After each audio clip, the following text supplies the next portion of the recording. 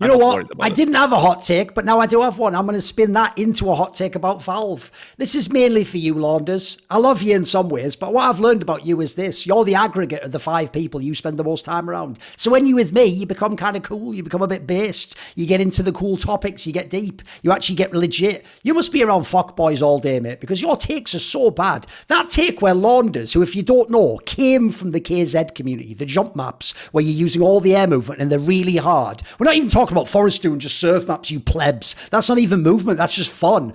Launders was playing the maps where you have to like do the max air accel jumps over and over, and if you fail, like you have to go back a step, and it's like they're a nightmare to play. It's basically like that scene from fucking The Dark Knight Rises where you have to run and jump onto that rope, etc. That's what you're just doing for fun. So Launders' main shit is movement, right? And what was his take to Valve saying, oopsie, we fucked the whole movement, and we promised, we haven't even done it yet, but we promised to fix it. He goes, I saw a movement section get added to the patch notes and my eyes welled up. Bro, everyone in fucking CSGO has battered wife syndrome. They've been so badly neglected and abused by Valve that when they just bring you a shitty, half-dead dandelion and half an eaten box of chocolates, you go, oh my God, for me, oh, but I'm a piece of shit and I don't deserve anything. But for me, oh my God, oh, you never make time for me, but you come in and seeing me 2 days after but that doesn't matter. My birthday was, it's good that you even knew my birthday was, like, thank you so much. Oh, what's that? Look, I know you were off fucking that floozy with the fucking cocktail dress daughter too all year long, but now I get some attention. Do you want to see the kids? No, it's okay. Well, I'll tell them about that at Christmas anyway. Like, that's what y'all are like, because I'll just tell you a few facts. Valve never made Counter-Strike. You know the greatest FPS, TAC FPS of all time? They didn't make it. A guy called Gooseman made it. They took it from him and shit all over it and made stupid nerfs for literal peons that made the game less skilled. They didn't do any of the good shit in it. They didn't even invent the maps, you dumb fucks. They didn't invent Dust 2, Inferno, Train Nuke. Those were invented by like fucking community people. But because of the SDK, as far as I know, Valve just gets to take it from you. And yeah, they gave some money back, but they are fucking gangsters. That is how they work, okay? So there's the thing, right? They didn't make CSGO. Now everyone's going to go, yeah, but they fixed CSGO. Why was it broken in the first place? That is the point I am making about Valve. You always let them beat you and then give you a hug. Like, I don't have to beat you, baby. You know, come on, like next time, let's just agree to do what I say next time. That's what's like. They gave CSGO out, and they even had the gall. I remember these things because I've got the memory, motherfuckers. You don't remember, you weren't there. They were saying in all the interviews, don't worry, CSGO isn't CS2. That's why it's not called CS2, and it's not a replacement for Counter-Strike. It's sort of like a side game within the franchise, and even a main reason for making it was to port it to the Xbox console. You fucking clowns. So I'll tell you what CSGO was. It was a cynical cash-in on the name Counter-Strike that they farmed out to Hidden Path Entertainment, the people who fixed their broken game Source that was broken for about 6 years at the professional level with fucked up things in it. Valve made one game. They made a game called CS Source, and it was the worst of the fucking bunch. It had the most bugs. It was the most neglected. They never gave a flying fuck about this game, and they forced it on tournaments. The only reason CGS ran that and World Cyber Games ran that is because Valve told them you have to. If you want the license, you got to do it. Like, they fucking strong-armed that shit. They hated 1.6 because they didn't make it. It was this fucking red-headed stepchild in the attic. They just wanted to deny it ever existed. Then their child came along, and their child was so special, it licked every window clean on the boss. These motherfuckers don't know how to make a great game. All they know how to do is take someone else's shit and fuck with it. So they've done a million things wrong already in the CS2 beta. They gave you one map, Dust 2, the map you all cheered when it was removed forever from the competitive pool. And that's the only map. Then they gave you Mirage, but one that you can climb on the fucking roofs like CS Italy, CS 1.3. You shit clowns. You don't even understand what a skybox is in 2023. Cassad's giving you credit like you've been watching this game for 10 years. You don't know fucking shit about this game. You know absolutely nothing. You're the cretins who looked at the game and thought, you know what the game needs? Less bullets in the AWP mag. What the fuck are you doing over in that office right there? Are you an overdrive throwing the fucking... You playing the pinata? La, la, la, la, it's whacking away at shit. You don't know what you're fucking doing. So that I don't give a fuck. Then how about this? Everyone gives them credit correctly because they fixed Cobblestone and Overpass. In fact, Overpass, that's one of my favourite maps. They were so bad at release as to be laughable. If you don't know...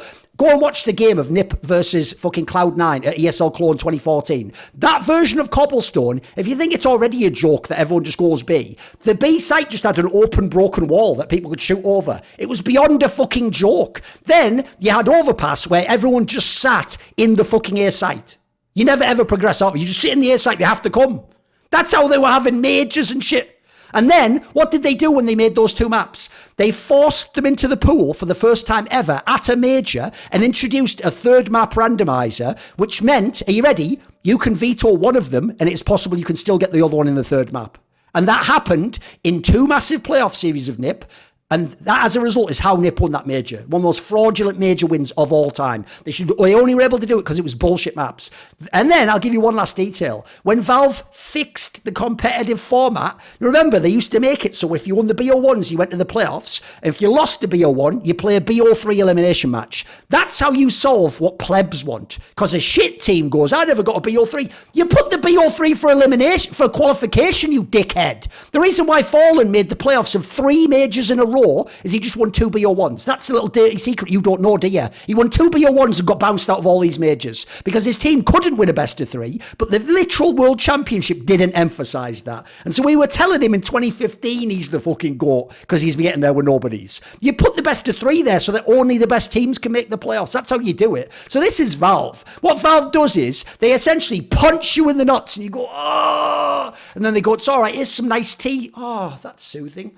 Why do they need to do it? How about from the beginning just be awesome? How about liaise with the community? By the way, I know you're all fucked in the head when like Flom. You think it's cool they neglect you for 7 years, then throw a few baubles your way. And you go, stop being mean to the devs. You mean the ones we paid billions of dollars? We shouldn't expect anything from them. We shouldn't expect like communication. We shouldn't expect them to know things like that the player break happens. Maybe put the game coming out then. They shouldn't expect them to know things like don't put the major right after a player break. That ruins competitive. We shouldn't expect anything. We should just accept whatever they give us and then kiss their feet. I've got more self-respect than your motherfuckers. I ain't like that. And I can bounce to my other... I came from Quake, dickhead. There's another little detail you don't know. Do you know the game Counter-Strike comes from Half-Life? Do you remember?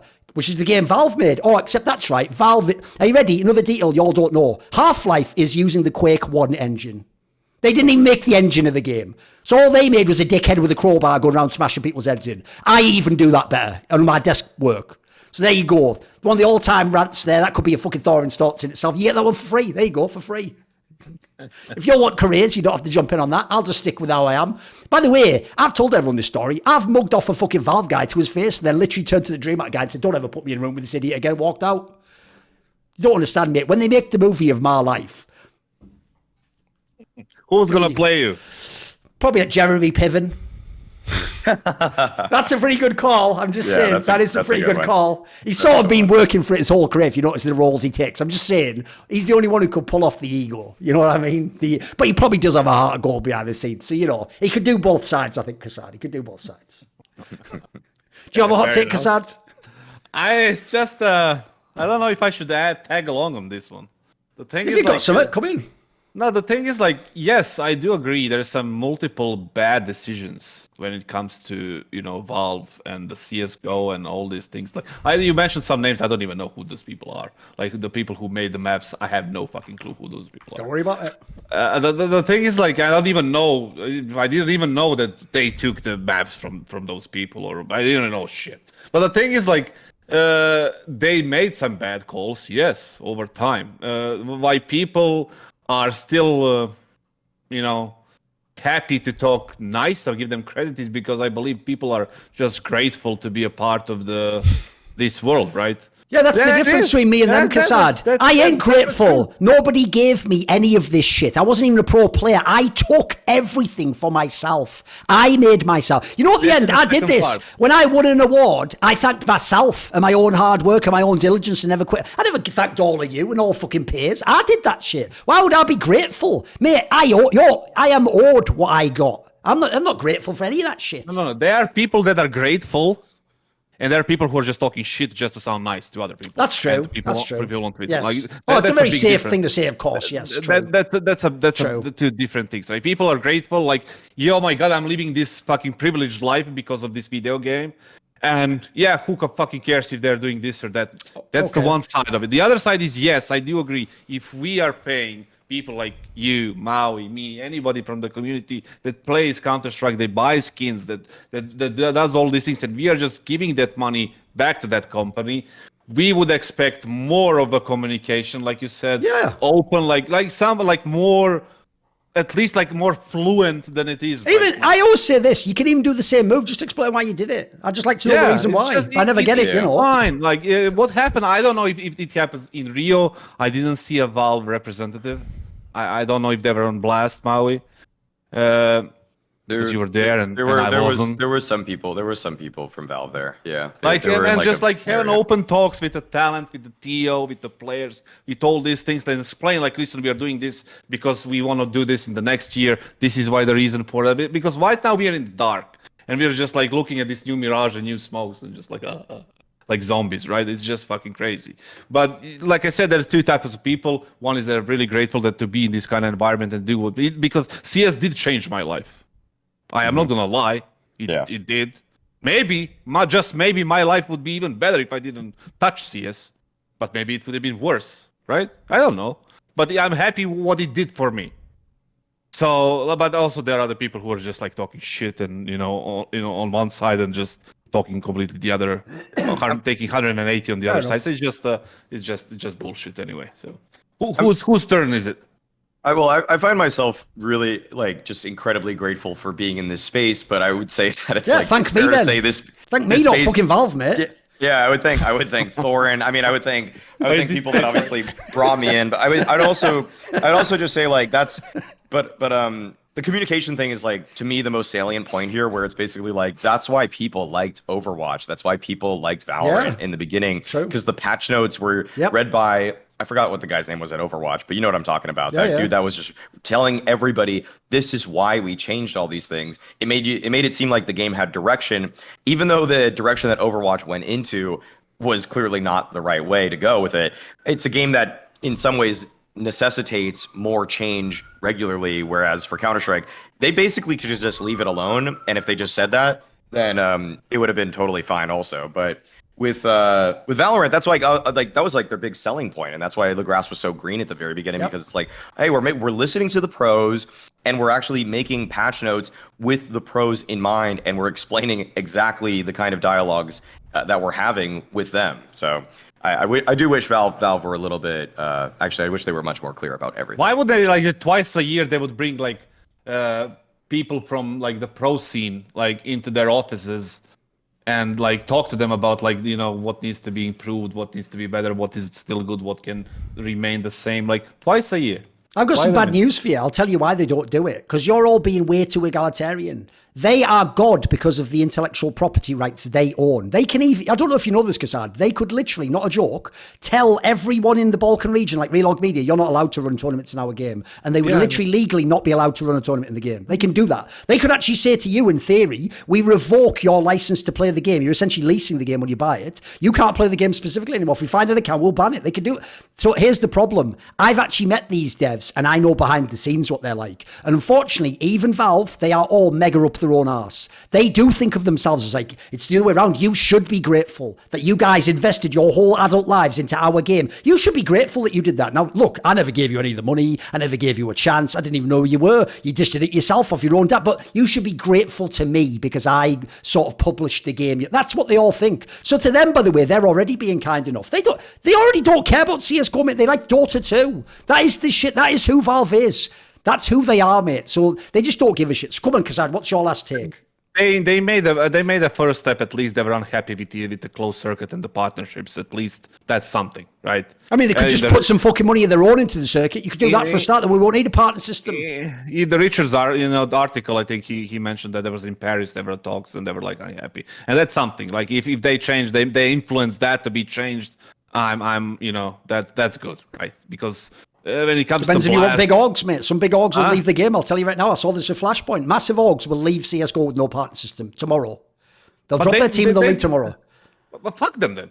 Well, then here's what you'll have, Casada. Are you ready? Endpoint will be in every major. You will have fucking Giants at every major. Movistar Riders every major. Do you want those teams being the ones that have all the top teams? Then all the salaries. Are you ready? Then the salaries. Remain. And they'll be paid half as much. All the money comes from VC, mate. Take away the VC. Now all of a sudden, Nico makes $8,000 a month. Is he cool with that? Would he be in favour of that? Yeah, but what's he gonna do? What's he gonna do? No, I get it. He would have to play just like the old. If you don't know, by the way, Forrest used to play for 1,300 euros at his peak in 1.6. Now, I don't want that world for him, though. I want sort of a middle ground. I'm with you. I want a better circuit, but I understand why they've had to make the deal with the devil and do the partner system. It's good for you. Duncan? Yeah. What about this? Like, they have 12 teams in the Blast. Yep. 12 partner teams. Why don't you introduce 4 more spots? You don't have to give them revenues.